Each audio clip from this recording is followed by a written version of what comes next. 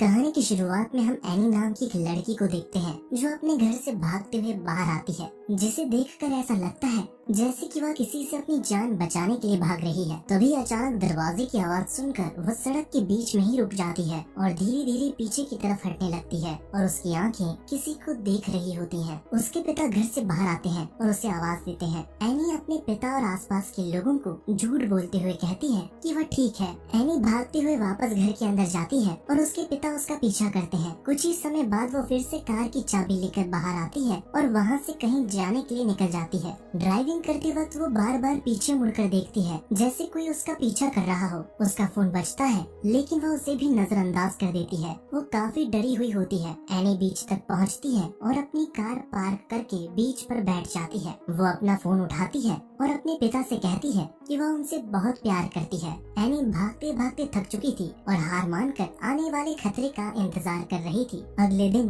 Any की dead body बीच पर मिलती है और उसका पैर ऊपर की तरफ मुड़ा और टूटा हुआ होता है। वहीं दूसरी तरफ जय नाम की एक लड़की को दिखाया जाता है जो स्विमिंग पूल में होती है। उसकी बहन कैली उसे अपने दोस्तों के साथ मूवी देखने के लिए कहती है, लेकिन जय मना कर देती है क्योंकि उस दिन वह किसी के साथ डेट पर जाने वाली थी। कैली के जाने के बाद जय मुस्कुराती है और अपने पड़ोस के एक लड़के को बुलाती है जो उसे स्विमिंग करते हुए देख रहा होता था। घर के अंदर कैली अपने दोस्त पॉल और यरा के साथ मूवी देख रही होती है और उसकी माँ डाइनिंग टेबल पर बैठी होती है। जय चुपचाप अपने कमरे में जाती है और अपनी डेट की तैयारी करती है। इसके बाद जय थिएटर पहुंचती है जहां वो अपने डेट ह्यूग को एक गेम सिखाती है जो वो अपनी बहन के साथ खेला करती थी। इस गेम में ह्यूग एक आदमी को चुनता है जिसके साथ वो काम करना चाहता है और जय ये अंदाजा लगाती है कि ह्यूग ने किसे चुना है। फिर जब ह्यूग के अंदाजा लगाने की बारी आती है तो वो एक लड़की की तरफ इशारा करता है जिसने पीले रंग के कपड़े पहने होते हैं, लेकिन जय को वो लड़की दिखाई नहीं देती है। ह्यूग डर जाता है और वो जय को तुरंत अपने साथ चलने के लिए कहता है। ह्यूग और जय थिएटर से निकल जाते हैं। ह्यूग कहता है कि उसे थिएटर में कुछ ठीक नहीं लग रहा था। इसके बाद वो लोग अपनी डेट जारी रखते हैं और डिनर के लिए जाते हैं। उस दिन थिएटर में जो हुआ उसके अलावा सब कुछ अच्छा था। अगले दिन जय केली के साथ घूम रही होती है और वो दोनों ह्यूग के बारे में बात करते हैं। जय ह्यूग से प्यार करती थी लेकिन थिएटर में उसके बर्ताव को लेकर परेशान थी। कैली कहती है कि ह्यूग की तबीयत ठीक नहीं होगी इसलिए उसने ऐसा बर्ताव किया होगा, लेकिन जय को शक होता है कि ह्यूग उससे कुछ छुपा रहा है। जय और कैली घर वापस आते हैं लेकिन कैली अपने पड़ोसी ग्रेग के घर चली जाती है। इसके बाद जय और ह्यूग अपनी अगली डेट पर जाते हैं। ह्यूग उसे एक सुनसान एरिया में लेकर जाता है और वो दोनों पहली बार अपनी कार में फिजिकल रिलेशन बनाते हैं। जय पूरी तरह होश में होती है लेकिन तभी ह्यूग उसकी नाक पर क्लोरोफॉर्म वाला रुमाल रख देता है। जय उसे रोकने की कोशिश करती है लेकिन ह्यूग उससे ज्यादा ताकतवर था इसलिए वो कुछ नहीं कर पाती है और बेहोश हो जाती है। इसके बाद जब उसकी आंखें खुलती है तो वो अपने आप को एक बेकार पड़ी बिल्डिंग में एक व्हील चेयर से बंधा हुआ पाती है।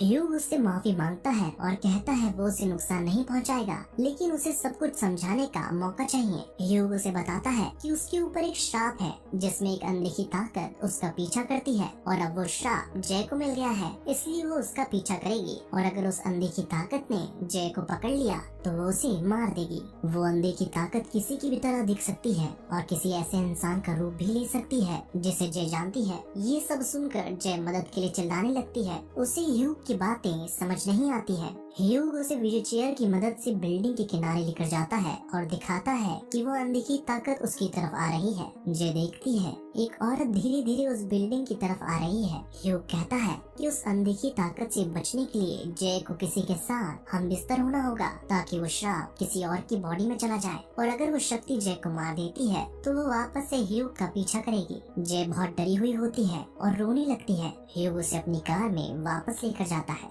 दूसरी तरफ कैली अपने दोस्तों के साथ घर पर कार्ड्स खेल रही होती है। तभी वो लोग देखते हैं कि एक कार जय को सड़क के बीच में ही फेंक कर चली जाती है। वो लोग तुरंत दौड़ते हुए जय के पास आते हैं और पुलिस को कॉल करते हैं। पुलिस वहाँ आती है। जय काफी परेशान होती है और पुलिस उससे पूछताछ करती है कि उसके साथ क्या हुआ है। पुलिस ह्यूग को ट्रैक करने की कोशिश करती है लेकिन वो उसे नहीं ढूंढ पाते हैं क्योंकि वो गलत नाम का इस्तेमाल कर रहा होता है। ऐसे ही दिन बीतते जाते हैं और जय अभी भी ये समझने की कोशिश कर रही होती है कि उसके साथ क्या हुआ है। एक दिन जय अपने बाथरूम में होती है कि अचानक एक बॉल बाथरूम की खिड़की पर पड़ती है जिससे वो डर जाती है। जय खिड़की के बाहर देखती है, लेकिन वो उसकी खिड़की से झांक रहे एक पड़ोसी को नहीं देख पाती है। इसके बाद वो अपने क्लास में होती है, जहाँ उसकी नजर एक बूढ़ी औरत पर पड़ती है जो उसकी तरफ आ रही होती है। वो औरत आस पड़ोस की रहने वाली नहीं थी और उसके अलावा कोई उस औरत को नहीं देख रहा था। जय को ह्यूग की कही हुई बातें याद आती है कि अनदेखी ताकत उसका पीछा करेगी, और जब वो औरत को पास आते हुए देखती है तो क्लास से बाहर निकल जाती है। वो बूढ़ी औरत कॉलेज के अंदर आ जाती है और जय के करीब आ रही होती है। तब जय को पता चलता है कि वो औरत किसी और को दिखाई नहीं दे रही है। जय डर जाती है और वहाँ से अपनी कार में निकलकर एक आइसक्रीम शॉप में पहुँचती है, जहाँ कैली और पॉल काम करते हैं। जय कैली और पॉल को सारी बातें बताती है जो ह्यूग ने उसे बताई थी। कैली और पॉल को इन बातों पर विश्वास नहीं होता और जय को भी विश्वास नहीं हो रहा था, लेकिन पॉल उसे और कैली को उस रात अपने घर पर रहने को कहता है ताकि वो उनका ध्यान रख सके। यारा भी उस रात पॉल के घर आती है। रात को जय सो नहीं पा रही थी, इसलिए वो लिविंग रूम में पॉल के साथ मूवी देखने जाती है। वो काफी घबराई हुई होती है और ये देखकर पॉल उसे तसल्ली देता है। वो लोग अपने बचपन की बातें याद करने लगते हैं। तभी उन दोनों को किचन से खिड़की के कांच टूटने की आवाज आती है और वो लोग डर जाते हैं। पॉल किचन में चेक करने जाता है, लेकिन उसे वहाँ कोई दिखाई नहीं देता है। इसके बाद वो जय को वहाँ अकेला छोड़कर कैली को उठाने ऊपर वाले कमरे की तरफ जाता है। जय घबराई हुई किचन की तरफ जाती है और देखती है कि एक औरत उसकी तरफ आ रही है। वो जोर से चिल्लाती है और अपने कमरे में जाकर खुद को अंदर बंद कर देती है। कैली और पॉल उसे कहते हैं कि बाहर कोई नहीं है और वो उन्हें कमरे के अंदर आने देने के लिए कहते हैं। जय बहुत ज्यादा डरी हुई होती है और घबरा जाती है, लेकिन कैली उसे संभालती है। इस बीच यारा वहाँ आकर कमरे का दरवाजा खटखटाती है। जय कैली को दरवाजा खोलने से मना करती है, लेकिन कैली दरवाजा खोल देती है। जय यारा को अकेला देखकर शांत हो जाती है, लेकिन अचानक यारा के पीछे एक लंबा आदमी आ जाता है और जय डर के चिल्लाती है। फिर जय बालकनी की तरफ भागती है और वहाँ से कूद कर निकल जाती है। बाहर ग्रेग जय को साइकिल में जाते हुए देखता है और उसके दोस्त और कैली उसे आवाज दे रहे होते हैं। जय एक खेल के मैदान में रुकती है और झूले पर बैठकर आसपास की चीजों पर नजर रखती है और सोचती है कि अनदेखी ताकत उसे पकड़ सकती है। उसे सामने कुछ दूरी से कुछ मूवमेंट दिखाई देती है। बाकी लोग उसे संभालने की कोशिश करते हैं। ग्रेग वहाँ आता है और पूछता है कि वहाँ क्या हो रहा है। जय कहती है कि ये जानने के लिए उन्हें ह्यूग को ढूंढना पड़ेगा और ग्रेग कहता है कि वह भी इसमें उसकी मदद करेगा। इसके बाद जय और बाकी सब ह्यूग के घर पर जाते हैं, जो बेकार पड़ा हुआ होता है। इस घर का पता ह्यूग ने जय को तब दिया था जब वो लोग एक दूसरे को डेट कर रहे थे। जब सब लोग उसके घर पहुंचते हैं तो वहाँ की चीजों को देखने लगते हैं। उन्हें लगता है कि ह्यूग ने जरूर वहाँ कोई सुराग छोड़ा होगा जिससे वो ह्यूग तक पहुँच सकते हैं। वहाँ पॉल को एक तस्वीर मिलती है जिसमें ह्यूग एक लड़की के साथ होता है और वो तस्वीर हाई स्कूल की होती है।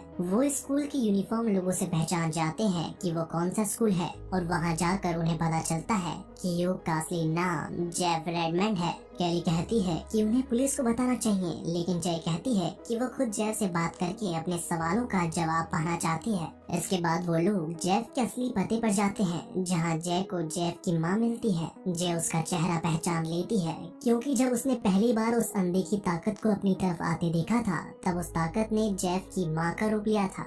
जेफ जय से माफी मांगता है और उसे अपने बारे में और भी चीजें बताता है। जेफ कहता है कि उसे ये श्राप तब मिला था जब उसने एक बार गर्ल के साथ एक रात बिताई थी। वो जय को कहता है कि ये सब सच है और उसे इस श्राप को किसी और को फिजिकल रिलेशन के जरिए दे देना चाहिए, लेकिन जय के दोस्त उलझन में होते हैं और वो लोग इससे ट्रिक समझ लेते हैं। इसके बाद ग्रेग यहाँ से कहीं दूर जाने के लिए सबको अपने लेक हाउस में ले जाता है। जब जय वहाँ सो रही होती है तो पॉल उसका ध्यान रख रहा होता है और जेफ ने जो श्राप को पास करने के बारे में कहा था उसके बारे में सोच रहा होता है। ऐसे ही वक्त बीतता रहता है और आने वाले दिनों में ग्रेग जय को खुद की हिफाजत करने के लिए बंदूक चलाना सिखाता है। एक दिन जय अपने दोस्तों के साथ समुद्र के किनारे बैठी होती है, तभी वो अनदेखी ताकत यारा का रूप लेकर वहाँ आती है और जय पर हमला कर देती है। पॉल उस ताकत को नहीं देख सकता है, लेकिन फिर भी वो अंदाजा लगाकर उस ताकत को कुर्सी से मारने की कोशिश करता है। इससे जय तो बच जाती है, लेकिन वो ताकत पॉल को दूर फेंक देती है।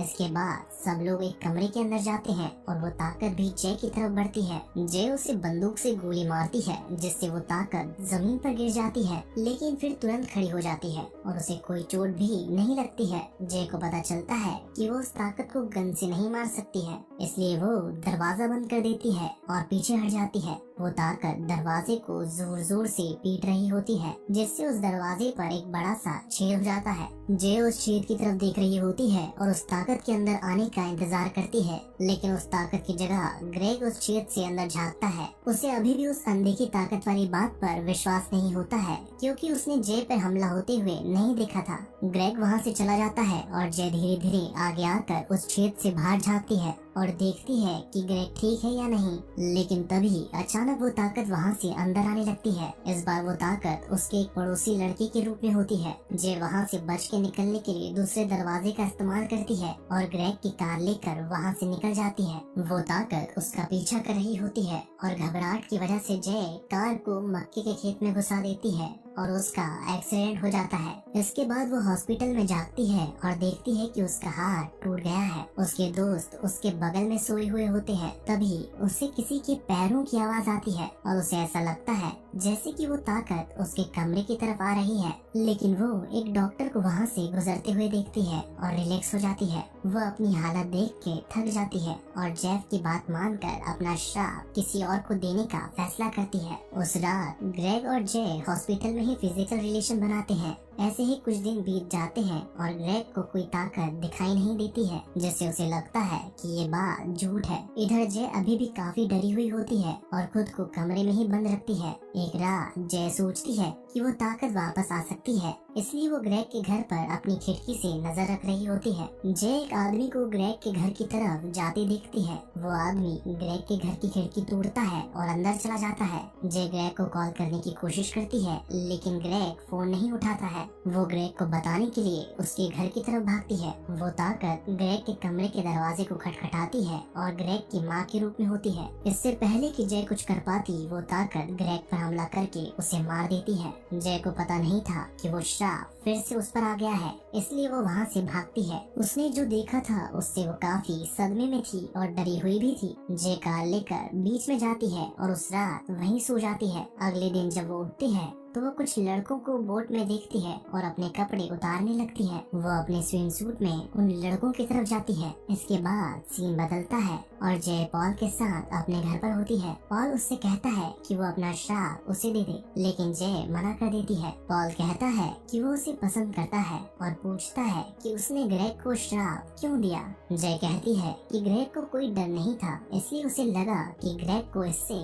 कोई फर्क नहीं पड़ेगा और अब वो पछता रही है। पॉल उसके कमरे के आसपास देखता है और उसे उस ताकत को रोकने का एक ख्याल आता है। वो लोग जय के घर से निकल रहे होते हैं। तभी जय को घर की छत पर वो ताकत दिखाई देती है, जो उसके दादा के रूप में होती है। उस ताकत ने उस आदमी को मार दिया होता है जो बोट पर था और अब वो वापस जय के पीछे आती है। जय, पॉल, येरा और कैरी एक पूल में जाते हैं जो चारों तरफ से बंद होता है। यहाँ वो ताकत का सामना करने की तैयारी करते हैं। वो लोग पुल के चारों तरफ बिजली का सामान लगा देते हैं और जय पानी में जाती है और उस अनदेखी ताकत के आने का इंतजार करती है। थोड़ी देर में बाहर मौसम खराब हो जाता है और बादल गरजने और बिजली चमकने लगती है। जय उस ताकत को पुल की तरफ आती देखती है और सबको बताती है कि वो आ गई है।